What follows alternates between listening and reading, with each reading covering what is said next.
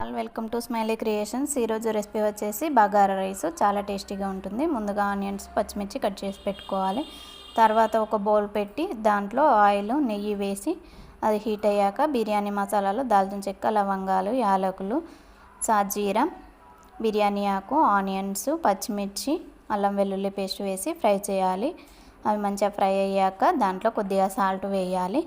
తర్వాత దాంట్లోనే కొత్తిమీర పుదీనా వేసి ఒకసారి బాగా కలుపుకొని వాటర్ పోసుకోవాలి. వాటర్ మరిగినాక మనం కడిగి పెట్టుకున్న రైస్ని కొద్దిగా కొత్తిమీర వేసి ఒకసారి బాగా కలుపుకొని మూత పెట్టి ఉడకనివ్వాలి. మధ్య మధ్యలో కలుపుతూ ఉడకనివ్వాలి. మెల్లిగా కలపాలి అన్నం విరిగిపోకుండా. ఒక 10 నిమిషాల తర్వాత స్టవ్ ఆఫ్ చేసినాక కొత్తిమీర తర్వాత ధనియా పౌడర్ వేసుకొని స్టవ్ ఆఫ్ చేసుకుంటే అంతే. ఎంతో టేస్టీగా ఉండే bagara rice ready. Thank you.